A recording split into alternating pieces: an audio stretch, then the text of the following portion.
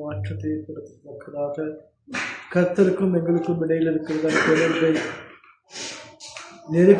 நெருக்கப்படுத்தும். அது மாத்திரமல்ல, கர்த்தரோடு கிட்ட சேர்க்கும் ஒரு வசனமாக கர்த்தர் எங்களுடைய உள்ளங்களில் பேசும்படியை நாங்கள் எங்களுடைய கர்த்தருக்கு எங்களுடைய இருதயங்களை நாங்கள் திறந்து கொடுப்போம்.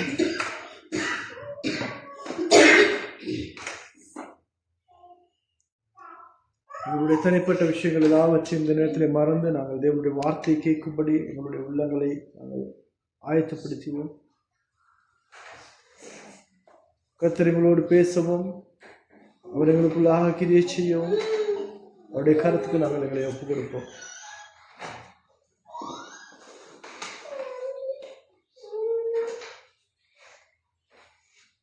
நாங்கள் ஜெபத்துக்கு ஒருமனப்படுவோம். இரக்கத்தில் ஐஸ்வர்யம் உள்ள தெய்வமே, உமக்கு நன்றி என்று சொல்லுகிறோம். நீர் எங்களோடு கூட இருக்கிறபடியால் உமக்கு நன்றி ஆண்டவரே.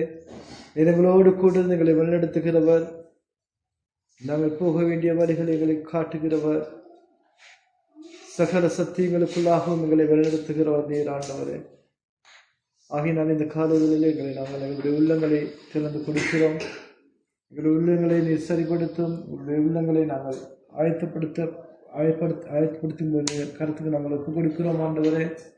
இன்றைய தினத்தில் எங்களோடு பேச நீர் எதை சித்தம் கொண்டிருக்கிறீரோ அந்த வார்த்தையை படி எங்களுடைய வாழ்க்கைகளை நீ சரிப்படுத்த போகிறபடி நான் உங்களுக்கு ஸ்தோத்திரம் முடிச்சிருக்கிறேன்.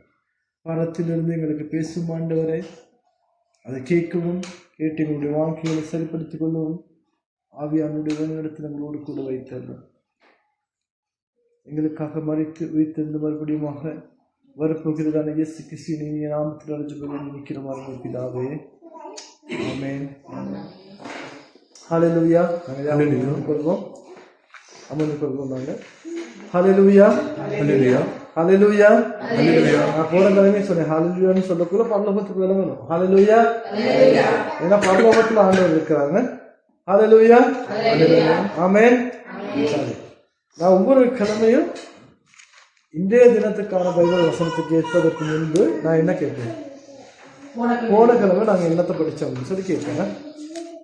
சரியா? போன கிழமை இதுக்கு இந்த இடத்துல இல்லாதவங்க ஒரு 4 பேர் இருக்கீங்க, மற்றவங்கெல்லாம் இருந்தவங்க. சரியா? இப்போ எனக்கிட்ட சொல்லுங்க, இருந்தவங்க என்கிட்ட சொல்லுங்க, போன கிழமை நாங்கள் என்னத்தை படித்தோம், என்ன வாசித்தோம்? நேற்று போன கிழமை நாங்கள் என்னத்தை பற்றி கழிச்சோம். இப்போ தொடர்ச்சியாக நாங்கள் என்ன செஞ்சுட்டு வரோம், லூக்கா புத்தகத்தை நாங்கள் வாசிச்சுட்டு வரோம். லூக்கா புத்தகத்தில் இருக்கிறதான விஷயங்கள் நாங்கள் தியானிச்சுக்கிட்டு வரோம். போன கிழமை நாங்கள் லூக்கா புத்தகத்தில் தான் நாங்கள் வாசித்தோம்னா 18வது அதிகாரத்தில் நாங்கள் படித்தோம். நாங்கள் போன கிழமை என்னத்தை வாசித்தோம், என்ன காரியத்தை நாங்கள் படித்தோம்? மதி சொல்லுங்க பார்ப்போம். போன கிழமை என்ன வாசித்தோம், என்ன படித்தோம்? சதுஷினி என்ன படித்தோம்?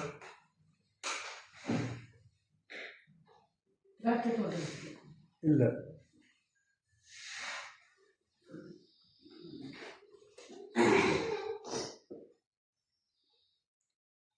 என்ன படிச்சோம்?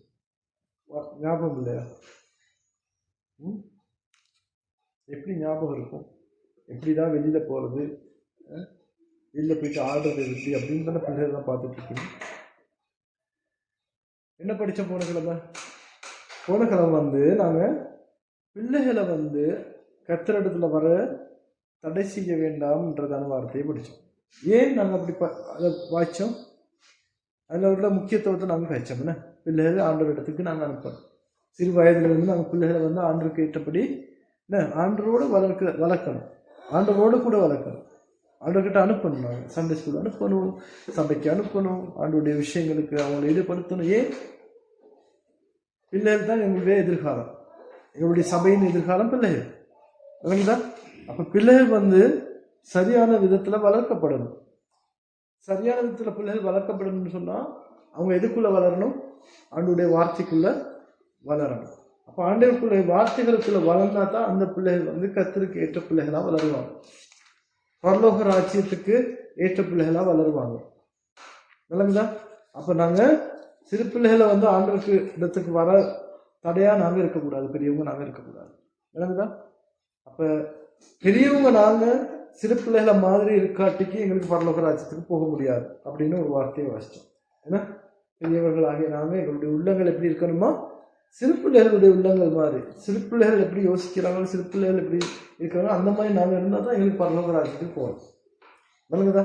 அப்போ அது முதல் விஷயம். ரெண்டாவது விஷயம் தான், நாங்கள் சிறு பிள்ளைகளை வந்து கர்த்தருக்கு ஏற்ற விதத்தில் நாங்கள் வளர்க்கணும். ஏன்னா கர்த்தருடைய வார்த்தையின்படி நாங்கள் வளர்க்கும் பொழுது தான் கர்த்தருக்கு ஏற்ற, கர்த்தருடைய ராஜ்யத்துக்கு ஏற்ற பிள்ளைகள் அவங்க வளருவாங்க. பிள்ளைகளுக்குள்ள வளர வேண்டிய 4 விஷயங்களை உங்களுக்கு சொல்லிக் கொடுத்தேன். என்ன பிள்ளைகளுக்குள்ள என்னென்ன காரியங்கள் வளரணும்? விளங்குதா? ஒழுக்கம். நான் 4 விஷயங்களை பற்றி கேட்டேன். பிள்ளைகள் வளர வேண்டிய 4 விஷயங்கள் என்னது? உடல் ரீதியாக வளர்க்கப்படணும், உள ரீதியாக வளர்க்கப்படணும், உணர்வுபூர்வமான ரீதியாக வளர்க்கப்படணும், ஆவிக்குரிய இல்லாட்டி ஆன்மீக ரீதியாக வளர்க்கப்படணும். 4 விஷயங்களை நாங்கள் படித்தோம். இந்த 4 விஷயங்களும் பிள்ளைகளுக்குள்ள சமமாக வளர்க்கப்படணும். உடம்பை மட்டும் வளர்த்துட்டு மூளை இல்லாமல் போனால் வேலை இல்லை பிள்ளைகளுக்கு. விளங்குதா? அது அந்த மாதிரி பிள்ளைகளுக்கு தான் சொல்லுவாங்க, என்னது பாரு எறும்பு மாடு மாதிரி வளர்ந்துருக்குற, ஆனால் மண்டையில் ஒன்றும் இல்லை அப்படின்னு சொல்லி அம்மா அப்பா ஏசுவாங்க தானே? ரித்திகாவா கீர்த்திகா ஏசுவாங்க தானே? அந்த மாதிரி பிள்ளைகள் தான் ஏசுவாங்க. உடம்பு மட்டும் நல்லா பெருசாக வளர்ந்துருக்கும், நடந்து கூட போகிறதுக்கு முடியாமல் இருப்பாங்க. ஆனால் ஏதாவது ஒரு விஷயத்த சொன்னால் அதை யோசிச்சு செய்யறதுக்கு தெரியாது. ஏன்? மூளை வளர்ந்துள்ள, உள ரீதியாக அந்த பிள்ளை வளர்க்கப்படல. சரியா? அம்மா சொல்லிட்டு போவாங்க, தங்கச்சி கொஞ்சம் பார்த்துக்கோங்க, மதியம் தங்கச்சி கொஞ்சம் பார்த்துட்டு அப்படின்னு சொல்லிட்டு அம்மா போவாங்க விறகு தெரிவிக்குவாங்க. ஏன்னா மதியம் என்ன செய்யும்? அந்த பிள்ளைய அப்படியே விட்டுட்டு அது பேசாட்டு ஃபோனில் வந்து டிக்டாக் விளையாண்டுட்டு இருக்கோம். அப்போ அந்த பிள்ளை வந்து இந்த மதி செய்கிறாங்கன்னு சொல்லலைன்னா ஒரு உதாரணமாக சொல்கிறேன். சரியா? உதாரணத்துக்கு சொல்கிறேன். சரியா? அப்போ அம்மா விறகு தூக்கிட்டு வந்துட்டு இருப்பாங்க, இவங்க பார்த்துட்டு சிரிச்சுக்கிட்டு இருப்பாங்க ஈ அப்படின்னு. சரியா? நான் போன கிழமை கண்டேன். ஏன்? உணர்வுபூர்வமாக எங்களை பிள்ளைகளை நாங்கள் வளர்க்கணும், உணர்வுபூர்வமான பிள்ளைகளை வளர்க்கணும். இப்போ வந்து உணர்வுகள் எந்த பக்கத்துக்கு வளர்ந்துட்டு போகுது? பிள்ளைகளோட உணர்வுகள் எந்த பக்கத்துக்கு வளருது? நல்ல பக்கத்துக்கு வளருதா? இல்லை, தீமையான பக்கத்துக்கு தான் வளருது. ஃபோனில் இருக்கிறாங்க, டிவியில் இருக்கிறாங்க, பிள்ளையான விஷயங்களை செய்யறதுக்காக தான். ஆனால் அப்போ மதிக்கு தோணணும், ஐயோ எங்கள் அம்மா வந்து எங்கள் தங்கச்சை வந்து எனக்கு பொறுப்பாக கொடுத்துட்டு போனாங்க, தங்கச்சி எங்கேயாவது போயிட்டு விழுந்தா அந்த தங்கச்சி காயப்படும். நான் மதி வந்து உதாரணமாக தான் எடுக்கிறேன். மதி அப்படியான பிள்ளை இல்லை, நல்ல பிள்ளை. ஆனால் என்ன யோசிக்கணும்? ஐயோ என் தங்கச்சை நான் பார்த்துக்கணும், ஒழுங்காக பார்த்துக்கணும் அப்படின்னு யோசிக்கணும். தங்கச்சி மேலே ஒரு பாசம் வரணும். அது வந்து உணர்வு. பாசம்ன்றது வந்து உணர்வு. விளங்குதா? நேசன்றது வந்து உணர்வு. நான் அதை கவனமாக பார்த்துக்கணும் அப்படின்றது வந்து உணர்வு. அப்போ அந்த உணர்வு பூர்வமாக அந்த பிள்ளை வளர்க்கப்பட்டால் தான் அந்த பிள்ளை வந்து குடும்பத்துக்கோ சமுதாயத்துக்கோ ஒரு நல்ல விதமான ஒரு பிள்ளையாக வராது. அம்மா விறகு கட்டை தூக்கிட்டு வரக்குள்ள இழிச்சிக்கிட்டு பார்த்துட்டு சரி வராது. ஐயோ அம்மாவுக்கு பாரமாக இருக்குமே, அம்மா பாப்பா கிடைக்க இருக்காங்களே, அவங்களுக்கு வந்து கஷ்டமாக இருக்குமே, நானும் போயிட்டு அம்மாவுக்கு உதவி செய்யணும் அப்படின்னு சொல்லி தோணணும். அது வந்து உணர்வு பூர்வமாக வளர்க்கப்பட்டதான பிள்ளைகளுக்கு ஏற்படுறதான ஒரு விஷயம். விளங்குதா? அம்மா அழுகக்குள்ள, அம்மா அப்பா அழுகக்குள்ள, அம்மா அப்பாவோட சேர்ந்து எங்களுக்கு அழுக முடியணும். அம்மா அப்பா சேர்ந்து சிரிக்கக்குள்ள நாங்கள் அவங்களோட சேர்ந்து சிரிக்க முடியணும். விளங்குதா? சந்தோஷமான இடத்துல சந்தோஷமா இருக்கும், துக்கமான இடத்துல வந்து அந்த துக்கத்தை பகிர்ந்து கொள்றதுக்கும் எங்களை நாங்கள் வந்து உணர்வுபூர்வமாக வளர்க்கப்பட்டிருக்கோம். விளங்குதா நான் சொல்றது? மற்றது வந்து ஆன்மீக ரீதியாக நாங்கள் வளர்க்கப்பட்டிருக்கோம். ஆன்மீக ரீதியான்னு சொன்னா என்னது? நாங்கள் தேவனுடைய வார்த்தைக்குள்ள பிள்ளைகளை வளர்க்கணும். தேவனுடைய வார்த்தைக்குள்ள பிள்ளைகளை வளர்த்தா தான் உடல், உளம், உணர்வுகள் இந்த 2-3 விஷயங்களும் கட்டுப்படுத்தப்படும். என்னது? இந்த கண்ட்ரோல்ஸ் பண்ணப்படும் சொன்னோம். உடல், உளம், மற்றது வந்து எனது உணர்வுபூர்வமான விஷயங்களை வந்து கண்ட்ரோல் பண்றது எது? ஆன்மீகம். என்னுடைய வார்த்தைக்குள்ள வளர்க்கணும். ஃபர்ஸ்ட் ஆவியானவருக்குள்ள வளர்க்கப்படும். நான் பிள்ளையான ஒரு காரியத்தை செய்யும் பொழுது ஃபர்ஸ்ட் ஆவியானவர் என்ன செய்வாரு? அவர் உணர்த்துவாரு, நீ செய்த விஷயம் பிற. அப்போ உணர்த்தும் பொழுது உணரக்கூடியதான உணர்வு எங்களுக்குள்ள வளர்க்கப்பட்டிருக்கணும். நான் இதை செஞ்சா இதுல இருக்கிற நன்மை என்ன, இதை செஞ்சா இதுக்கு இருக்கிற தீமை என்னன்னு சொல்லி புரிஞ்சு கொள்றதுக்கான உணர்வு ரீதியான வளர்ப்பு அந்த பிள்ளைகளுக்குள்ள இருக்கணும். இது எல்லாம் விளங்குறதுக்கு பிள்ளைக்கு நல்ல கண்ணு விளங்கணும், காது விளங்கணும், மூச்சு எடுக்க முடியணும், மூளை வளர்ந்துருக்கணும், உடல் வளர்ந்துருக்கணும். இதெல்லாம் உடல் ரீதியான வளர்ப்பு இருக்கணும். அப்ப இந்த விஷயங்கள் பிள்ளைகளுக்குள்ள வளர்க்கப்படணும். அதுல பொறுப்பு யாருக்கு இருக்குது? அம்மா அப்பாவுக்கு இருக்குது, சபைக்கு இருக்குது, சமூகத்துக்கு இருக்குது. விளங்குதா? பிள்ளைகள் எங்களுக்கு சொந்தம் இல்லை. அம்மா அப்பா என்னது அவங்களோட பாதுகாவலர்கள் மட்டும்தான். பிள்ளைகள் யாருக்கு சொந்தம்? கர்த்தருக்கு சொந்தமானவங்க. உலக பிரகாரமா பார்த்தீங்கன்னு சொன்னா பிள்ளைகள் யாருக்கு சொந்தம்? அரசாங்கத்துக்கு சொந்தம். விளங்குதா? நாங்க எவ்வளவுதான் பெற்று வளர்த்தாலும் பிள்ளைகளுக்கு விரோதமா நாங்க ஏதாவது ஒரு காரியத்தை செஞ்சா சட்ட ரீதியா நடவடிக்கை எடுக்கிறதுக்கு முடியுமா? அம்மா அப்பாவுக்கு விரோதமா எடுக்க முடியுமா? அம்மா அப்பாவுக்கு விரோதமா சட்ட ரீதியான நடவடிக்கைகள் எடுக்க முடியும் அரசாங்கத்துக்கு, பிள்ளை ஒழுங்கா வளர்க்காட்டிக்கு. விளங்குதா? இப்ப போன கிழமையில ஒரு சட்டம் வந்திருக்குது. என்னது? 18 வயசுக்கு கிட்டப்பட்ட பிள்ளைகளுக்கு என்னது போன் பாவிக்க இயலாது.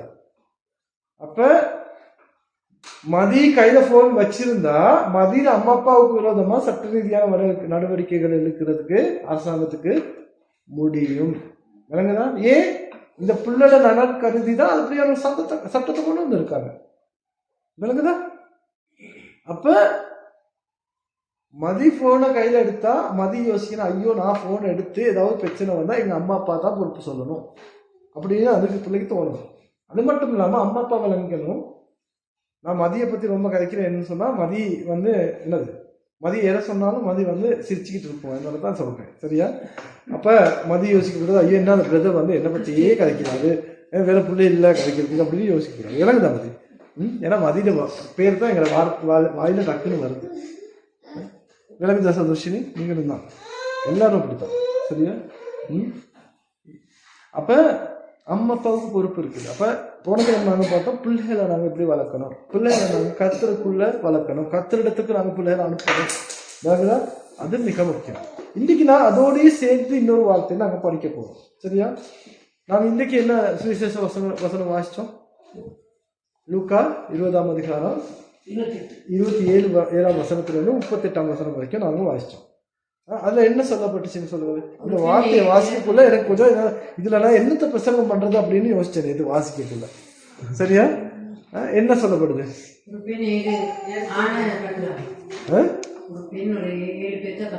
7 பேர்த்த கட்டுறாங்க. அதுல முதல்ல 20ஆம் அதிகாரம் 27ஆவது வசனம் என்ன சொல்லப்படுது? உயிர்த்தெழுதல் இல்லை என்று சாதிக்கிற சதிசேயர்கள். விளங்குதா? சதிசேயர்கள், பரிசேயர்கள், சதிசேயர்களை பத்தி நாங்க இதுக்கு முதல் ஒரு நாள் உங்களுக்கு சொல்லி கொடுத்தேன். அவங்க யாரு? வேத பாதகர்கள். அவங்க வேதத்தை பத்தி நல்லா அறிந்தவர்கள். சரியா? ஆனா இந்த சதிசேயர்களை பார்த்தீங்கன்னு சொன்னா இயற்கைக்கு அட்பாற்பட்ட விஷயங்களை அவங்க நம்புறது இல்லை. பைபிள்ல சொல்லப்பட்டிருக்கிறது இயற்கைக்கு அட்பாற்பட்ட விஷயங்கள். இயற்கைக்கு அட்பாற்பட்ட விஷயம் என்னது? இயேசு கிறிஸ்து உயிர் தெரிந்தார். அது இயற்கைக்கு அப்பாற்பட்ட விஷயம் தானே. அது ஆண்டுக்கு மட்டும்தான் முடியும். விளங்குதா? பிதாவானவர் இயேசு கிறிஸ்து உயிர் தெரிந்தார் செய்தார். இன்னைக்கு நிறைய பேர் நம்புறாங்க இல்ல இயேசு கிறிஸ்து உயிர் தெரிந்தார்ன்றத இன்னைக்கு நம்புறாங்களா நிறைய பேர்? அநேகம் நம்புறது இல்லை. ஆனா இயேசு கிறிஸ்து உயிர் தெரிந்தாருங்கிறத சிலுவை இல்லாட்டி இந்த சிலுவையின் உபதேசங்கள், சிலுவை பற்றியதான உபதேசம், தேவனுடைய மரணத்தை பற்றியதான உபதேசங்கள், அவைகள் இயற்கைக்கு அட்பாற்பட்டதான விஷயங்கள். இயற்கையானது இல்லை. இப்ப நாங்க மறிச்சா உயிர் தெழுவோமா? மறிச்சா உயிர் தெழுவோம். உயிர் தெழுந்து எங்க போகணும்னு சொல்லுது எங்களுக்கு. சரியா? அன்றோட வருகையில எல்லாரும் நாங்க உயிர் தெழ போறோம். சரியா? ஆனா இயற்கையில நான் மறிச்சா உயிர் தெழுவணும். ஆனா இயேசு கிறிஸ்து மறித்தார், உயிர் தெழுவார். அது இயற்கை அட்பாற்பட்டது. சரியா? அப்ப இந்த சதிசேயர்கள் என்னது? சதிசேயர்கள் எப்படியாப்பட்டவங்கன்னு சொல்லப்படுறதுல 27ஆவது வசனத்துல உயிர்த்தெழுதல் இல்லை என்று சாதிக்கிறவர்கள். இயேசு கிறிஸ்து உயிர்த்தெழவும் இல்லை, நாங்க உயிர்த்தெழ போறதும் இல்லை அப்படின்னு சொல்லி நம்புறவங்க, இயற்கைக்கு அப்பாற்பட்ட விஷயங்கள் நம்புறவங்க, இந்த நடக்காது அப்படின்னு நினைக்கிறவங்க. சரியா? அவங்க என்ன செய்யறாங்க?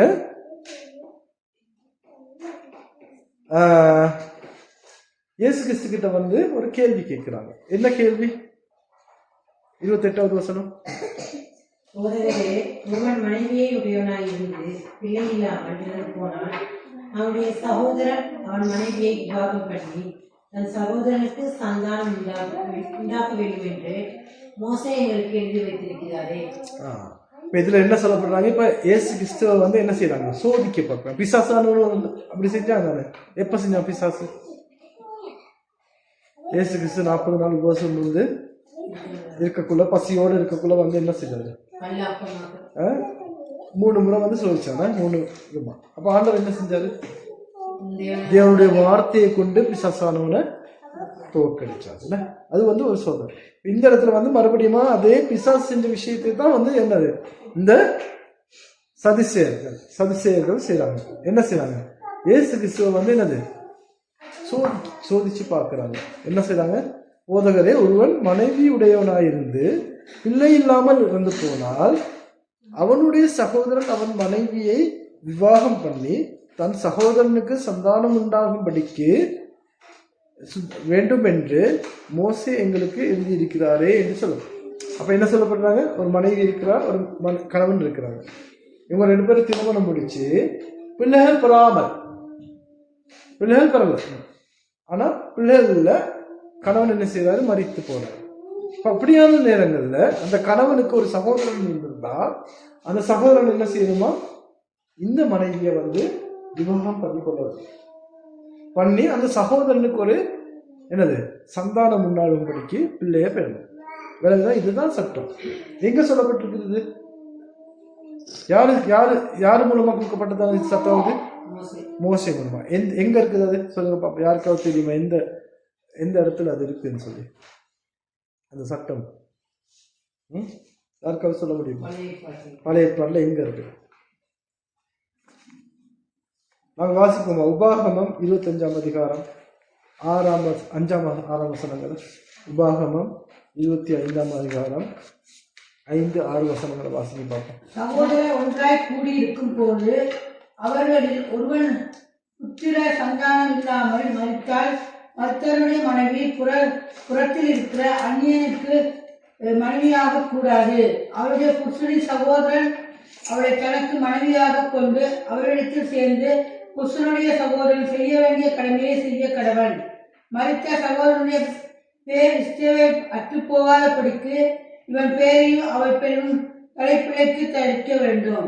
ஓகே, இந்த என்ன சொல்லப்படுதுன்னு சொன்னா, ஒரு மனைவி இருக்கிறார், கணவன் இருக்கிறாரு, கணவன் வந்து மறைக்கிறாரு. அப்படியான சந்தர்ப்பங்கள்ல இவன் வந்து வேறொரு கணவனை மனம் முடிக்க முடியாது. விளங்குதா? ஏன் அப்படி சொல்ல முடிக்க முடியாதுன்னு சொல்றது? இஷ்டவேதர்களுடைய பரம்பரை கொண்டு போகணும். இப்ப யோசிச்சு பாருங்களேன். இப்ப நான் இருக்கிறேன், எனக்கு ஒரு சகோதரன் இருக்கிறார், சரியா? என் பேரும் சகோதரன் பேரும் ஒன்றா தான் இருப்பேன். எங்களோட அந்த எனது சர்நேம்னு சொல்லுவாங்க, பரம்பரை பேர் உண்டு. இப்ப என் அண்ணன் சர்நேமும் என் சர்நேமும் உண்டு, ஃபெர்னாண்டோ, சரியா? அப்ப என் பெயர் கொண்டு போகணும், என்னோட பரம்பரைய பேரை எடுத்துட்டு போகணும். அப்ப என்ன செய்யப்படணும்? ஒரு வேற புருஷனை கட்டினா அதை கொண்டு போக முடியுமா? முடியாது. அதனால அப்படியான சந்தர்ப்பங்கள் என்ன செய்யணும்? அண்ணா சரி, என் சகோதரன் தான் என் மனைவியை மனம் முடிக்கணும். அப்ப என் பேர் அதுல என் சகோதரன் முடிச்சா என் பேர் தான் போகும். விளங்குதா? அப்ப அப்படியான சட்டம், இப்படியான ஒரு சட்டம் வந்து அது என்னது உபாகமத்துல மோசே மூலமா கொடுக்கப்பட்டிருந்தது. ஆனா இது கொஞ்சம் வழக்கத்துக்கு மாறான ஒரு சட்டமா இருக்குதுன்னு. இப்ப வழக்கத்துக்கு மாறானது தானே. அப்ப இந்த காரியத்தை வச்சுதான் யாரு இந்த சதுசேயர்கள் வந்து இயேசு கிறிஸ்துவத்துல வந்து கேள்வி கேட்கிறாங்க, சரியா? அப்ப நீங்க ரூத் புத்தகத்தை எடுத்து பாத்தீங்கன்னு சொன்னா வந்து இந்த ரூத்தின் புத்தகத்துல வந்து இந்த சட்டம் இல்லாவிட்டா இந்த பழக்கம் வந்து நடைமுறைப்படுத்தப்படுது உங்களுக்கு தெரியுது. ரூத் புத்தகத்தை நீங்க கொஞ்சம் ஆட்சி பாருங்க. ரூத் புத்தகத்துல வந்து இந்த என்னது இந்த பழக்கம் வந்து நடைமுறைப்படுத்தப்படுறதான ஒரு சந்தர்ப்பம் அந்த இடத்துல இருக்குது. இப்ப பழைய ஏற்பாடுல பாத்தீங்கன்னு சொன்னா இப்படியான சந்தர்ப்பங்கள் உண்டு. அப்ப அதுக்கு மற்ற பக்கமும் நடந்திருக்குது, சரியா? யாக்கோபு பாத்தீங்கன்னு சொன்னா என்ன செய்யப்படுறாரு? ராகேல கல்யாணம் கட்ட தான் போறாரு. ஆனா அவனோட மாமா என்ன செய்யறாரு? லேயாள் வந்து பெரிய மகள் இருக்கக்குள்ள சின்ன மகளை கல்யாணம் கட்டி கொடுக்க முடியாதுன்னு சொல்லி இரவுல வந்து ஏமாத்தி யாக்கோப்புக்கு லேயாளை கட்டி கொடுக்குறாரு. கட்டி கொடுத்ததுக்கு பிற்பாடு அடுத்த நாள் தான் தெரியும் லேயாளை தான் கட்டி கொடுத்துருக்குறாங்க அப்படின்னு சொல்லி. அப்ப யாக்கோப்பு சொல்றாரு மாமா கிட்ட போயிட்டு, நான் ராக்கேல தானே கேட்டேன், நீங்க ஏன் லேயாளை கட்டி கொடுத்தீங்க? அப்புறம் லேயா இருக்க ராக்கேல் எனக்கு உனக்கு கட்டி கொடுக்க முடியாது, உனக்கு ராக்கேலை கட்டித்தாரேன், ஆனால் நீ என்ன செய்யணும், 7 வருஷம் எனக்கு சேவை செய்யணும். அப்புறம் 7 வருஷம் சேவை செஞ்சு ராக்கேலையும் கல்யாணம் கட்டிக்கிறாரு. அக்கா தங்கச்சி 2 பேரையும் கல்யாணம் கட்டிக்கிறாரு. விளங்குதா? அப்போ இதில் என்னது, இதில் மற்ற பக்கம் அண்ணா இறந்து போனால் தம்பி அந்த மனைவியே கல்யாணம் கட்டணும். சரியா? அப்போ இது நடைமுறைக்கு என்னது வழக்கத்துக்கு மாறான ஒரு விஷயம். ஆனால் அது இருந்தது. அப்போ இயேசு கிறிஸ்து கிட்ட கேட்குறாங்க ஒரு கேள்வி. என்ன கேள்வின்னு சொல்லி பாருங்க பார்ப்போம். 29வது வசனத்தை வாசிங்க பார்ப்போம். சகோதரர் 7 பேர் இருந்தார்கள். அவர்களில் மூத்தவன் ஒரு பெண்ணை விவாகம் பண்ணி பிள்ளை இல்லாமல் இறந்து போனான். பின்பு 2ஆம் சகோதரன் அவனை விவாகம் பண்ணி அவனும் பிள்ளை இல்லாமல் இறந்து போனான். 3ஆம் சகோதரனும் அவனை விவாகம் பண்ணினான். அப்படியே 7 பேரும் அவளை விவாகம் பண்ணி பிள்ளை இல்லாமல் இறந்து போனார்கள். எல்லோருக்கும் பின்பு அந்த ஸ்திரீ இறந்து போனாள். இவ்விதமாய் 7 பேரும் அவளை விவாகம் பண்ணியிருக்க உயிர்த்தெழுதலில் அவர்களில் எவனுக்கு அவள் மனைவியாய் இருப்பாள் என்று கேட்டார்கள். ஆமென். இந்த பாருங்க, ஆமென் இல்ல ஆமென்னு சொல்லலாம் இருக்கு. சரியா? இது என்ன சொல்லப்படுது, 7 சகோதரர்கள் இருந்தாங்க ஒரு வீட்டில். அவன் முதல் சகோதரன் என்ன செய்தாரு, ஒரு மனைவியை திருமணம் முடிக்கிறார், பெண்ணை திருமணம் முடிக்கிறார். அவர் பிள்ளை பெறாத படிக்க அவன் என்ன செய்தார், இறந்து போறாரு. அதுக்கப்புறம் 2வது சகோதரன் அந்த மனைவியை திருமணம் முடிக்கிறார். அப்படியே 3வது சகோதரனும் முடிக்கிறார். சரியா? 7 சகோதரர்களும் இந்த பெண்ணை மனம் முடிக்கிறாங்க. ஆனால் பிள்ளைகள் இல்லையா இருக்கும். சரியா? அதுக்கப்புறம் அந்த மனைவியும் என்ன செய்யப்படுறா, மறித்து போறார். இவங்க ஒரு கேள்வி கேட்குறாங்க, ஆண்டவரே போதுகரே, பரலோக ராஜ்யத்துல இவங்க எல்லாரும் இறந்து போயிட்டாங்க தானே, அடுத்து நாங்கள் பரலோக ராஜ்யத்துல சந்திப்போம். பரலோக ராஜ்யத்துல இந்த மனைவிக்கு யாரு புருஷனா இருப்பாங்க? இப்ப 7 பேர் இந்த பெண் மனம் முடிச்சிருக்கிறா தானே. சரியா? அப்ப 7 புருஷர்கள் அவருக்கு. அப்ப இவங்க ஒரு கேள்வி கேட்கிறாங்க. என்ன கேட்கிறாங்க, பரலோக ராஜ்யத்துல இவள் யாருக்கு மனைவியா இருப்பா? இந்த 7 பேர்ல யாருக்கு மனைவியா இருப்பா? நீங்க சொல்லுங்க. எனக்கு இந்த கேள்விக்கு பதில் சொல்லுங்க. முத கணவனுக்கு மனைவியா இருப்பாங்க. 7 பேரும் கல்யாணம் முடிச்சாங்க. 7 பேருக்கு சரிசமமான உரிமை உண்டு. 7 பேர் கல்யாணம் முடிச்சுட்டாங்க தானே. அப்ப பரலோக ராஜ்யத்துல யாருக்கு மனைவியா இருப்பா? ஏன் இறுதியா முடிச்சவங்களுக்கு மனைவியா இருக்கும்? அப்ப முடிச்சவங்க எல்லாம் முடிக்கலையா அவங்க? சரி, அதுக்கு பதில் இயேசு சொல்லி இருக்கிறார். நாங்க அதுக்கு பதில் தேட போக தேவை. பார்ப்போம் என்ன பதில் சொல்றாருன்னு சொல்லி. சரியா? அடுத்த வசனம் வாசிங்க. 34வது வசனம். இயேசு அவர்களுக்கு பிரதியுத்தரமாக, இந்த பிரபஞ்சத்தின் பிள்ளைகள் பெண் கொண்டும் பெண் கொடுத்து வருகிறார்கள். இந்த பிரபஞ்சத்தின் பிள்ளைகள் சொன்னா யாரு? இந்த உலகத்துல வாழ்றவங்க. இந்த உலகத்துல வாழ்றவங்க என்ன செய்யறாங்க? பெண் கொள்றாங்க, பெண் கொடுக்குறாங்க, பெண் வாங்குறாங்க, கொடுக்குறாங்க. அது நடக்குது. சரி, அடுத்து மறுமையையும் மருத்துவர்களிலிருந்து எழுந்திருக்கிறதையும் அடைய பாத்திரராக எண்ணப்படுகிறார்களோ பெண் கொள்வதும் இல்லை, பெண் கொடுப்பதும் இல்லை. ஆனா மரித்தோர் எழுந்தவர்கள் பரலோக ராஜ்யத்தில் இருக்கிறவங்க, பரலோக ராஜ்யத்துக்கு போக இருக்கிறவங்க பெண் கொடுக்கவும் மாட்டாங்க, பெண் எடுக்கவும் மாட்டாங்க. ஏன்னா அவங்களுக்கு திருமணம் அதுக்கப்புறம் நடக்காது. விளங்குதா? என்ன நடக்குது? அடுத்த வருஷம் வாங்க. அவர்கள் இனி மறிக்கவும் மாட்டார்கள். அவர்கள் உயிர்த்தெழுதலின் பிள்ளைகளானபடியால் தேவதூதருக்கு ஒப்பானவர்களுமாய் தேவனுக்கு பிள்ளையுமாய் இருப்பார்கள். அப்ப என்ன நடக்க போகுது? பரலோக ராஜ்யத்துக்கு போன பிற்பாடு அவங்க உயிர்த்தெழுதலின் பிள்ளைகள்.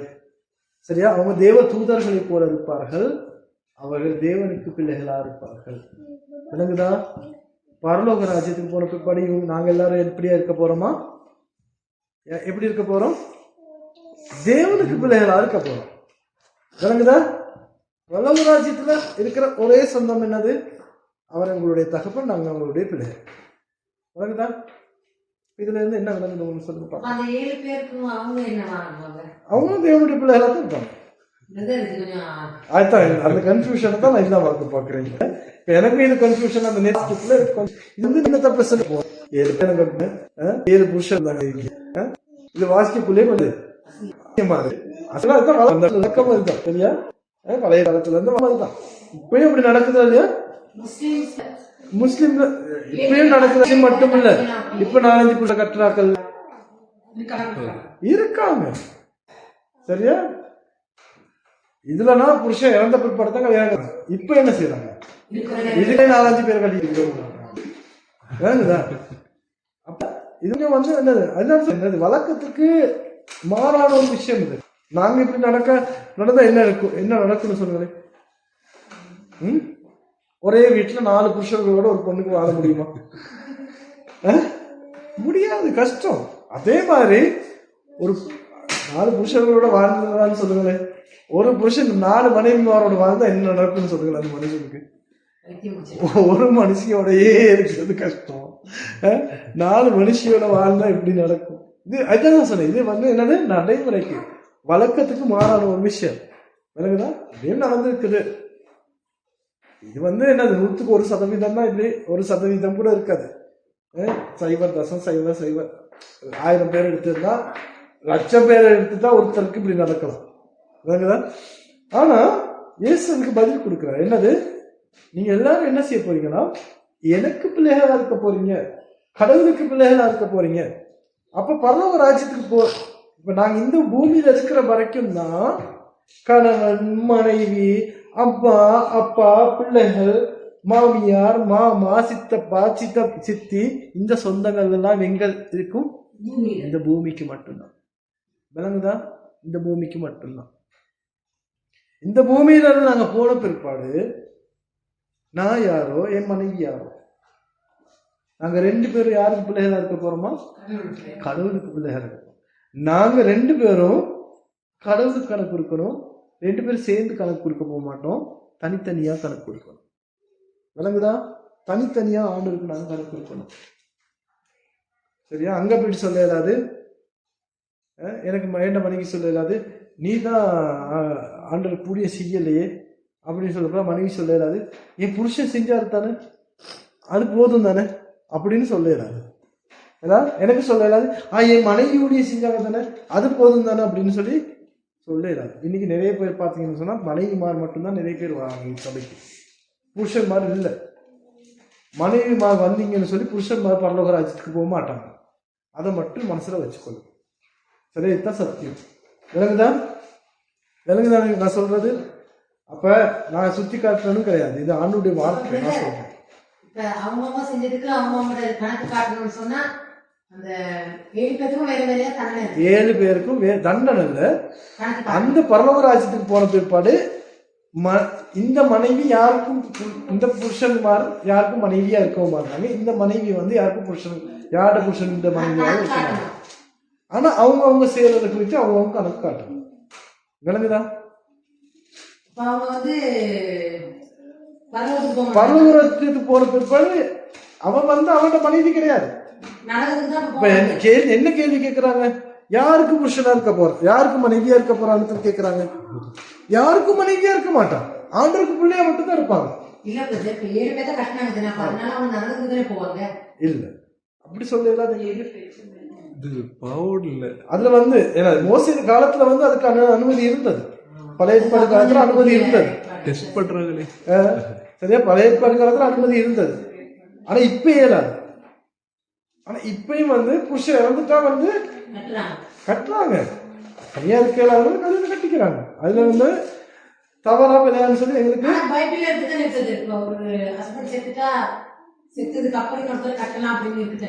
அது பார்ப்போம். நாங்க வேறு நாளைக்கு பார்ப்போம். வேறு ஒரு நாளைக்கு நாங்க அதை வந்து, ஏன்னா எனக்கு வந்து இந்த இடத்துல வந்து அப்படி என்னது சரியா பைபிளை வாசிச்சு இதாக்கு சொல்லாம எனக்கு பதில் சொல்ல எனக்கு தான். அதை நாங்க வேறு ஒரு நாளைக்கு பார்ப்போம். சரியா? அப்ப இந்த இடத்துல நான் என்ன சொல்ல வரேன்னு சொன்னா, பரலோக ராஜ்யத்துல வந்து இந்த உலகத்துல நாங்க சொந்தக்காரர்களா இருக்கலாம், கணவன் நாம் மனைவியா இருக்கலாம், அம்மா அப்பா பிள்ளைகளா இருக்கலாம். ஆனா பரலோக ராஜ்யத்துக்கு போன பிறகு அந்த சொந்தங்கள் அங்க இல்லை. விளங்குதா? அந்த சொந்தங்கள் இல்லை. நாங்க எல்லாரும் ஆண்டோட பிள்ளைகளா தான் இருக்க போறோம். ஒரு நாள் வந்து சபை ஆண்டவர் என்ன செய்ய போறாரு? திருமணம் முடிக்க போறாரு. அவர் எங்களை மனவாளன், நாங்க அவருடைய மனவாட்டியா இருக்க போறோம். விளங்குதா? இதுதான் ஒரே சொந்தம். பரலோக ராஜ்யத்துக்கு இருக்கிற சொந்தம். நாங்க வந்து தேவனுக்கு பிள்ளைகளா இருக்க போறோம். அது மட்டும்தான். விளங்குதா திருக்கேஸ்வரன்? இன்னைக்கு நீங்க மட்டும் தனியா வந்திருக்கீங்க. பரலோக ராஜ்யம் போனா நீங்க மட்டும்தான் போவீங்க. சரியா? நீங்க சபைக்கு வந்தீங்கன்னு சொல்லி உங்களோட குடும்பத்தை ஆண்டவர் பரலோக ராஜ்யத்துக்கு கூட்டிகிட்டு போக மாட்டாரு. விளங்குதா? நான் சொல்றது உங்களுக்கு விளங்குதா? நான் என்னென்ன செய்யறேனோ அதுக்கான கணக்கு நான் தான் கொடுக்குறேன். விளங்குதா? இப்ப நான் என் மனைவிக்கு ஒவ்வொரு நாளும் சொல்ற ஒரு வார்த்தை இருக்குது, சரியா? நீங்க உங்களுக்கு விருப்பமானது செய்யுங்க. ஏன்னா நான் உங்களுக்காக கணக்கு கொடுக்க போக மாட்டேன். ஆனா மனைவி திருத்துற, கணவனை திருத்துற பொறுப்பு எங்களுக்கு இருக்குதா இல்லையா? இருக்குது. நாங்க ஆண்டவருடைய வார்த்தையை சொல்லி அவங்கள திருத்துறதுக்கான, அவங்களுக்கு புத்திமதி சொல்ல, அவங்கள ஆண்டவருக்குள்ள வழிநடத்துறதுக்கான பொறுப்பு எங்களுக்கு இருக்குது. ஆனா மற்றவங்களோட தனிப்பட்ட என்னது பிரைவசிக்கு வந்து எங்களுக்கு அவங்க தான் தீர்மானிக்கும். நான் வந்து ஆண்டோட வார்த்தையை தான் எனக்கு சொல்லிக் கொடுப்பேன். இந்த இடத்துல எனக்கு ஆண்டோட வார்த்தையை தான் உங்களுக்கு சொல்லிக் கொடுக்கலாமே தவிர உங்களோட மனசு மாத்த எதுமா இருக்கு, நீங்க தான் மாறணும். சரியா? நீங்க தான் மாறணும். நீங்க மாறி நீங்க ஆண்டோட ஏற்றுக்கொண்டு ஆண்டோட வார்த்தைக்கு படி வாழணும் உங்களுக்கு. ஆனா என் பொறுப்பு என்னது? சபை போதகரா, சபையை வழிநடத்துறதா எனக்கு ஒரு பொறுப்பு இருக்குது. உண்மையான விதத்துல, சத்தியமான விதத்துல கற்றுக் கொடுக்கறதே என்னுடைய பொறுப்பு மற்றும் கடமை. அது எனக்கு ஆண்டு கொடுத்துருக்கிறதான விஷயம். நான் இதை வந்து தெரிஞ்சும் ஐயோ இந்த ஜனங்க கோவிச்சுக்கிடுவாங்களே, நான் இதை சொன்னா கோவிச்சுக்கிடுவாங்களே, என்ன பத்தி நினைப்பாங்கன்னு தெரியாது, என்ன வந்து இந்த கதவுல வெளியில போயிட்டு அந்த மனுஷனை என்ன ஏசிட்டு போவாங்களே அப்படின்லாம் நினைச்சுக்கிட்டு நான் வந்து என்னது சொல்லுவாங்க தமிழ், என்னது மூடி மொழிகி அந்த சாணி போட்டு மொழிகிட்டு இருக்கிற ஊத்த எல்லாம் இல்லாமக்கிடுவாங்க. சில பெயிண்ட் ஒன்று பூசி செவுத்துல இருக்கிறதான கரையெல்லாம் மூடிடுவாங்க. அப்படியே எனக்கு செஞ்சுக்கிட்டு இருக்க முடியாது. ஐயோ என்ற சபை சொந்தங்கள் அப்படியாப்பட்டவங்க, அப்படியானவங்க, பரிசுத்தமான்கள், பவித்திரமானாக்கள், கண்ணியமான ஆக்கள் அப்படின்னு எனக்கு பொய் சொல்ல வேணுமா? வெளியில போயிட்டு பொய் சொல்லவும் ஏதாவது. இந்த இடத்துல வந்து ஐயோ நீங்க நல்லவங்க, உங்களை மாதிரி ஜனங்கள் இல்லைன்னு சொல்லி எனக்கு வந்து உங்களை என்னது சொல்ல வேண்டியது சொல்லாம இருக்கவும். அதனால தான் சொல்றேன், இந்த உலகத்துல எங்களுக்கு இருக்கிறதான சொந்தங்கள் பரலோக ராஜ்யத்துல இருக்காது. சரியா? நான் வந்து பரலோக ராஜ்யத்துல யாருக்கும் மனைவியா இருக்க போறது இல்லை. மனைவியில புருஷனா இருக்க போறது இல்லை. விளங்குதா? புருஷனா இருக்க போறது இல்லை. ஏன்னா பரலோக ராஜ்யத்துக்கு போன பிற்பாடு நான் தேவனுடைய பிள்ளையா தான் இருக்க போறேன். என் மனைவி என்னோட இருப்பாங்களா இல்லையான்னு கூட தெரியாது. நான் பரலோக ராஜ்யம் போனான்னு கூட எனக்கு தெரியாது இன்னும். ஏன்னா இன்னமும் நாங்கள் ஆண்டுக்குள்ள ஆயத்தம் ஆகிட்டு இருக்கிறோம். அந்த நிச்சயம் எங்களுக்குள்ள ஏற்படுத்திக் கொள்ளணும். அந்த நிச்சயம் எங்களுக்குள்ள ஏற்படுத்திக் கொள்ளணும்னு சொன்னா என்ன செய்யப்படணும்? பரலோக ராஜ்யத்துக்கு ஏற்ற பிள்ளைகளா நாங்க என்ன செய்யணும்? வாழணும். எனக்குதான் பரலோக ராஜ்யத்துக்கு ஏற்ற பிள்ளைகளா தான் வாழணும். இந்த உலகத்துக்கு ஏற்ற பிள்ளைகளா இல்ல. இன்னைக்கு வந்து இந்த உலகத்தை என்னது உலகத்துக்கு ஏற்ற பிள்ளைகளா தான் நாங்க வாழ்ந்துட்டு இருக்கிறோம். எனக்குதான் உலகத்துக்கு ஏற்ற பிள்ளைகளா தான் வாழ்ந்துட்டு இருக்கிறோம். இதுக்கு போதே நான் சொன்னேன், அந்த ஒரு சில உதாரணங்கள் சொன்னேன். ஒரு என்னது மைய வீட்டுக்கு போயிட்டு என்ன நடந்துச்சுன்னு உங்களுக்கு சொன்னேன்னா, 7வது நாள் வந்து அவங்க படைச்சு எல்லாம் செய்யறாங்க. என்கிட்ட ஒரு கிறிஸ்தவங்களே வந்து சொல்றாங்க, ஐயோ நீங்க வாங்க பிரச்சனை இல்லை, ஆமா என் பெரியம்மாவுக்கு படைச்சது தானே, சாப்பிட்டா பரவாயில்ல. ஆனா நான் வந்து பரலோக ராஜ்யத்துக்கு உடையவனா வாழ்றதுனால தான் நான் என்ன செய்யப்படணும்? நான் எந்த பரிசுத்தம் நான் காத்துக்கொள்ளணும். அவங்க சொன்னாங்க, அதனால தான் செஞ்சேன். அன்னைக்கு ஆதாமும் ஏவாளும் தான் செஞ்சாங்க. என்ன ஏவாள் என்ன செஞ்சா? சர்ப்பம் வந்து சொன்னிச்சு, நான் சாப்பிட்டேன். அப்புறம் ஆதாம் என்ன செஞ்சாரு? நீங்க கொடுத்த ஸ்திரீ தான் எனக்கு கொடுத்தா, அதனால சாப்பிட்டேன் அப்படின்னு வந்து பரலோக ராஜ்யத்துல வந்து எங்களுக்கு சாப்பிட்டு சொல்ல முடியாது. விளங்குதா? நான் சொல்றது உங்களுக்கு. ஏண்ட ஆத்மாவை குறித்ததான பொறுப்பு யாருக்கு இருக்குது? எனக்கு இருக்குது. விளங்குதா? ஏண்ட ஆத்மாவை குறித்ததான பொறுப்பு எனக்குடையது. ஏண்ட ஆத்மாவை பரலோக ராஜ்யத்துக்கு ஏற்ற ஒரு ஆத்மாவா காத்து கொள்ள வேண்டிய, இல்லாவிட்டால் பராமரிக்க வேண்டிய பொறுப்பு எனக்கு மட்டும்தான் இருக்கு. அதுதான் ஆண்டவர் இயேசு கிறிஸ்து இந்த இடத்துல சொல்றாரு. அடுத்த வசனங்களை வாசிங்க பார்ப்போம். சொல்லப்படுதுன்னா, இது இவர்கள் இனி மறிக்கவும் மாட்டார்கள், அவர்கள் உயிர்த்தெழுதலின் பிள்ளைகள் படியா தேவனுக்கு ஒப்பானவர் இருப்பார்கள், தேவனுடைய பிள்ளைகளுமாய் இருப்பார்கள். அன்றியும் மரித்தோர் எழுந்திருப்பார்கள் என்பதை மோசேயும் உச்சரியை பற்றிய வாசகத்தில் காண்பித்திருக்கிறார். எப்படியெனில் கர்த்தரை ஆபிரகாமின் தேவன் என்றும் ஈசாக்கின் தேவன் என்றும் யாக்கோபின் தேவன் என்றும் சொல்லியிருக்கிறார். அவர் மரித்தோரின் தேவனாயிராமல் ஜீவனுள்ளோரின் தேவனாயிருக்கிறார். எல்லோரும் அவருக்குள் பிழைத்திருக்கிறார்கள். அப்ப எங்களுடைய தேவன் எப்படியாப்பட்ட தேவனாம்? மரித்தோரின் தேவனாயிராமல் எங்களுடைய ஆண்டவர் வந்து ஜீவன் உள்ளவர். விளங்குதா? அநேக மதங்கள் உண்டு, அநேக தெய்வங்கள் உண்டு. அந்த தெய்வங்கள் மறித்ததுக்கு பிற்பாடு அவங்க மறித்தவர்கள். விளங்குதா? ஆனா எங்களுடைய தேவன் இன்னைக்கும் என்ன செய்யறாரா?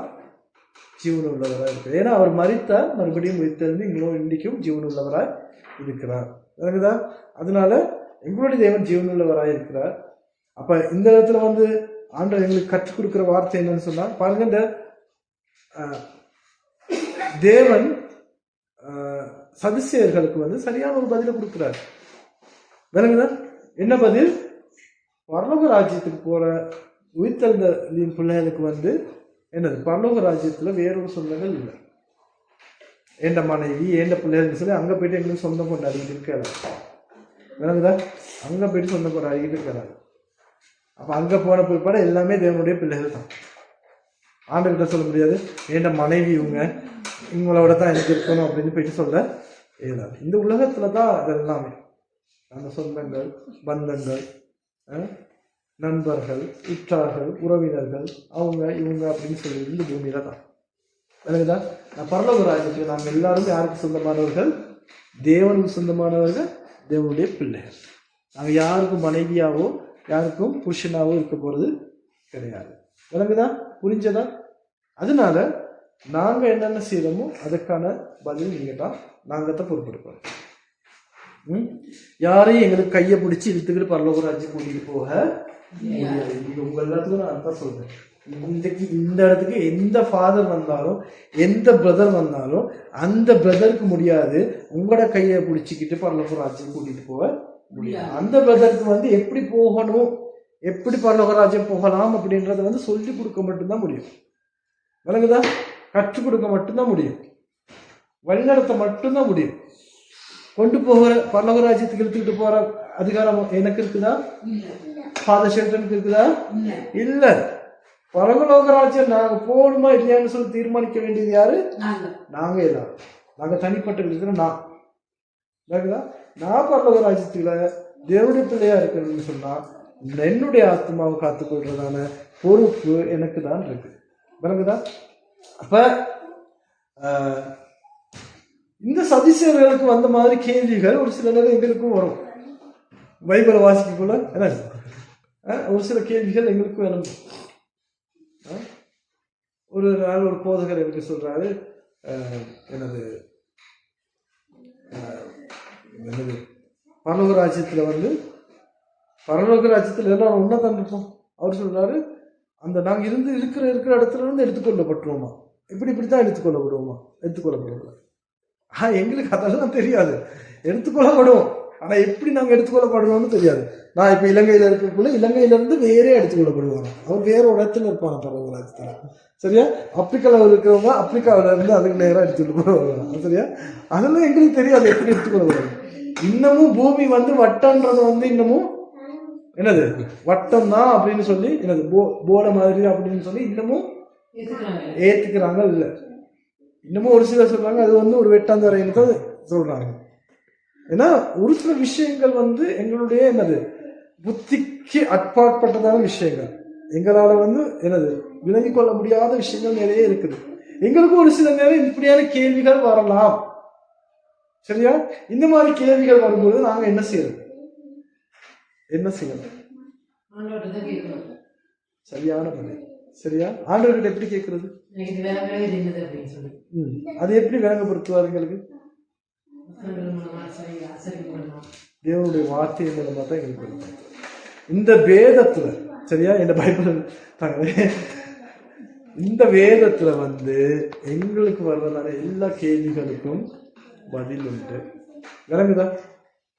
ஆனா நான் இன்னைக்கு எங்க போயிட்டு பதில் தேடுறோம்னு சொல்லுவோம். உலகத்துல ஒவ்வொருத்தர்கிட்ட போயிட்டு பதில் கேட்டு தேடிட்டு இருக்கோம். எங்களோட வாழ்க்கையில இருக்கிற பிரச்சனைகளுக்கு, எங்களோட வாழ்க்கையில இருக்கிற கேள்விகளுக்கு நாங்க என்ன செய்யறோம்? உலகத்துல போயிட்டு பதில் தேடிட்டு இருக்கோம். உலகத்துல எங்களோட கேள்விகளுக்கு பதில் இல்லை. விளங்குதா? எங்களுக்கு இப்படியான கேள்விகள் எங்களுக்குள் ஏற்படும் பொழுது நாங்க என்ன செய்யணும்? ஜெபம் பண்ணுங்க, பைபிளை வாசிங்க, ஆண்டவர் உங்களுக்கு விளங்கப்படுத்துவார். அன்னைக்கு சதுசேயர்களுக்கு சரியான ஒரு பதில கொடுத்தார் தானவர். என்ன, அவ யாருக்கு மனைவியா இருந்தாலும் இந்த உலகத்துல யாருக்கு மனைவியா இருந்தாலும் பிரச்சனை இல்லை. ஆனா பரலோக ராஜ்யத்துல வந்து அவன் வந்து யாரு? தேவனுடைய பிள்ளை. இன்னைக்கு வார்த்தை இந்த தலைப்பு என்ன? இன்னைக்கு தலைப்பு என்னது? வாழ்ந்தாலும் இருந்தாலும் நாம் ஆண்டவருக்கே உரியவர்கள். ஆண்டவருக்கு உரியவர்கள். நாங்க யாருக்கும் சொந்தமானவங்க கிடையாது. இந்த பூமியில வந்து இருக்கிற சொந்தங்கள் எல்லாமே என்னது? டெம்பரரி. டெம்பரரின்னு சொன்ன என்னது? தற்காலிகமானது. இந்த பூமிக்கு மட்டும்தான் அது. விளங்குதா? இந்த பூமிக்கு மட்டும்தான். என்னதான் நாங்க பிள்ளைகளை பாசமா பெற்று பாசமா வளர்த்தாலும் வேலை இல்லம்மா. அவங்க எல்லாம் என்னது? நாங்க எல்லாரும் ஒரு நாள் அவங்க எல்லாத்தையும் விட்டுட்டு போறோம். விட்டுட்டு போன பிற்பாடு அவங்க என் பிள்ளைகளும் கிடையாது, நாங்க அவங்க அம்மா கிடையாது, அம்மாவும் கிடையாது, அவங்க அப்பாவும் கிடையாது. நான் வந்து ஆண்டோட பிள்ளையா மட்டும்தான் இருக்க போறேன். விளங்குதா? அதனால நாங்க ஆண்டோடைய பிள்ளைகளா இருக்க போறோமா இல்ல பிசாசுக்கு பிள்ளைகளா இருக்க போறோமான்றது தீர்மானிக்க வேண்டியது யாரு? நாங்க. விளங்குதா? அதனால உங்களோட வாழ்க்கையில இதுல இருந்து என்ன கற்றுக்கொள்ளணும்னு சொன்னா, இந்த உலகத்துல இருக்கக்குள்ள, அதனால நான் சொல்லல உன் மனைவிய வந்து நீ கவனிக்காத, உன் பிள்ளைகளை நீ கவனிக்காத, அதுவும் ஒரு பாவம். ஏன்? இந்த பூமியில வந்து அம்மா அப்பா பிள்ளைங்கள உறவுகளை ஏற்படுத்தினது யாரு? ஆண்டவர். குடும்பத்தை உருவாக்குனது யாரு? குடும்பத்தை உருவாக்குனது யாரு? ஆண்டவர். ஆதாம படைச்சாரு. ஆதாம் படைச்சதுக்கு பிற்பாடு ஆண்டவர் யோசிச்சாரு ஆதாம தனியா வைக்க கூடாது. அதனால என்ன செஞ்சாரு? ஏவால படைச்சாரு. ஏவால படைச்சிட்டு என்ன சொன்னாரு? 2 பேத்துக்கும் நீங்க பல்கி பெருகுங்க. பல்கி பெருகுங்கன்னு சொன்னா என்னது? உங்க மூலமா ஒரு சந்ததி உருவாக்கப்படணும், இந்த பூமி நிரப்பப்படணும் உங்கள் மூலமா. விளங்குதா? அப்ப இந்த பூமியில வந்து சொந்தங்கள் உருவாக்குனது யாரு? ஆண்டவர் தான். ஏன்னா இந்த பூமியில வாழ்றதுக்காக. சரியா? இந்த பூமியில அவரோட முறை அதுதான். இந்த பூமியில நாங்க மனிதர்கள் வாழும் பொழுது மனிதர்கள் வாழ வேண்டிய முறை அதுதான். அம்மா அப்பா பிள்ளைகள் குடும்பமா வாழணும். சரியா? தாத்தா பாட்டி சித்தி மாமா மாமி அதெல்லாம் வந்து இந்த பூமியில நாங்க வாழ வேண்டியதான முறை, ஆண்டவர் கற்றுக் கொடுத்ததான முறை. ஆனா பரலோக ராஜ்யத்துல வந்து வேற. ஏன்னா பூமிக்கும் பரலோக ராஜ்யத்துக்கும் வந்து என்னது? ரொம்ப வித்தியாசங்கள் உண்டு. பூமியில இருக்கிற எல்லா விஷயங்களும் பரலோக ராஜ்யத்துல இல்ல. இதுல பார்த்த வார்த்தையில சொல்றது என்ன? பரலோக ராஜ்யத்துக்கு போற நாங்க மறிக்கிறதும் இல்ல. என்ன சொல்லப்படுது? வாசிக்க 37வது வருஷம். அன்றைய மரித்தோர் எழுந்திருப்பார்கள் என்பதை மோசேயும் உச்சரியை பற்றிய வாசகத்தில் காண்பித்திருக்கிறார். இப்படியெனில் கர்த்தரை ஆபிரகாமின் தேவன் என்றும் ஈசாக்கின் தேவன் என்றும் 36 அவர்கள் இனி மறிக்கவும் மாட்டார்கள். அவர்கள் உயிர்த்தெழுதலின் பிள்ளைகளானபடியினால் தேவதூதருக்கு ஒப்பானவர்களுமாய் தேவனுக்கு பிள்ளையுமாய். அப்ப பரலோக ராஜ்யத்துல வந்து போனவங்க இனி மறிக்க மாட்டாங்க. அப்ப பூமிக்கும் பரலோக ராஜ்யத்துக்கும் இடையில பெரிய வித்தியாசம் இருக்குது. பூமியில வாழ்றதுதான் எங்களுடைய வாழ்க்கை வந்து தற்காலிகமான ஒரு வாழ்க்கை. ஆனா பரலோக ராஜ்யத்தின் வாழ்க்கை எப்படியாப்பட்டது? சதாகால வாழ்க்கை, காலமான வாழ்க்கை. விளங்குதா? அப்ப பூமிக்கும் பரலோக ராஜ்யத்துக்கும் வந்து ஏணி வச்சாலும் எட்டாது. ஏன்னா அப்படியான வித்தியாசங்கள் உண்டு. அதனால பூமியில இருக்கிறது எல்லாமே பரலோக ராஜ்யத்துல இருக்கும் அப்படின்னு சொல்லி நீங்க எதிர்பார்க்க முடியாது. விளங்குதா? அதனால பூமியில வாழ வேண்டிய முறை பூமியில வாழ வேண்டும், அதுக்கான முறைகள் இருக்குது. ஆனா பரலோக ராஜ்யத்துல வந்து நாங்க தேவனுடைய பிள்ளைகளா இருக்க போறோம். வாழ்ந்தாலும் இருந்தாலும் நாம் தேவனுக்குரியவர்களா இருக்க வேண்டும். அந்த தீர்மானம் எடுக்க வேண்டியது யாரு? நீங்களும் நான் தான். வாழ்ந்தாலும் மறுத்தாலும் நான் தேவனுடைய பிள்ளையா இருக்கணும்ன்றதான தீர்மானம் யாருடையது? கீழ்கேஸ்வரன் ஃபாதர் ஏசுவாரு, பாஸ்டர் சொல்றாரு, அதனால நான் சபைக்கு போகணும்னு இல்லை. விளங்குதா? எல்லாத்துக்கும் நான் அதுதான் சொல்றேன். நீங்க யாருக்காக வரணும்? உங்களுக்காக நீங்க சமைக்கணும், தேவனுக்காக நீங்க சமைக்கணும், தேவனுடைய பிள்ளைகளா இருக்கும்படிக்கு நீங்க சமைக்க வரணும், தேவனுடைய பிள்ளைகளா இருக்கும்படி நீங்க ஜெபிக்கணும், தேவனுடைய பிள்ளைகளா இருக்கும்படி நீங்க வேத வாசிக்கணும். வேதத்தை வாசிக்கக்குள்ளதான் உங்களால ஆண்டவர்களுக்கு கற்றுக் கொடுப்பாரு நீங்க எப்படி இந்த பூமியில வாழணும்ன்றது.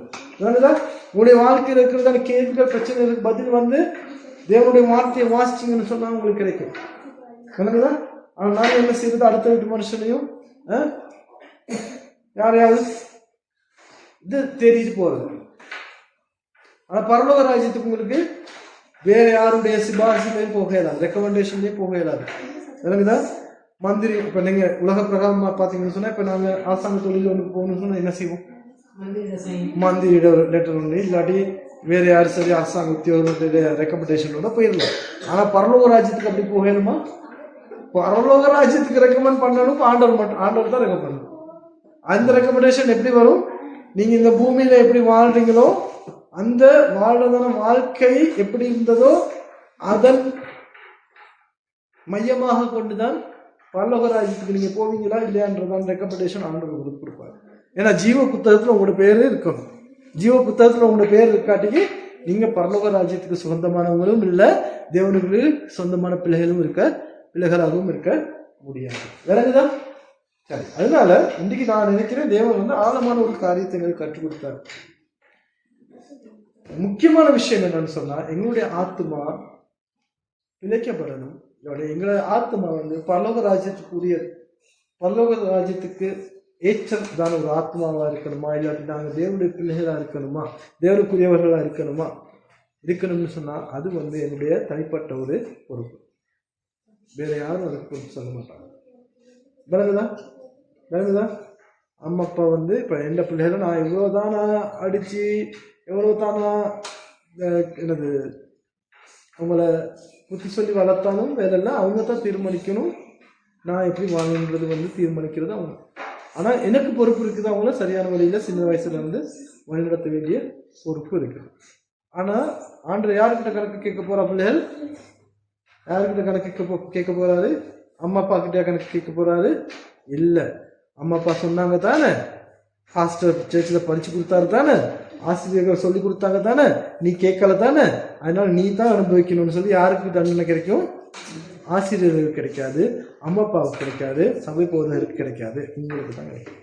விளங்குதா? அதனால நீங்க தனிப்பட்ட விதத்துல தீர்மானிங்க, நான் எப்படியான ஒரு பிள்ளையா இருக்க போறேன். நான் ஆண்டவருடைய பிள்ளையா இருக்க போறேன்னா இல்லாட்டி உலகத்துக்கு உரிய இந்த உலகத்துக்குரிய பிள்ளையா இருக்க போறேன் அப்படின்றத நாங்க தான் செய்யணும். சரியா? அப்ப நாங்க யாரும் எழுந்து நிற்போமா? ஒரு சில நேரம் நாங்க எழுந்து நிற்க போறோம். எங்களுக்கு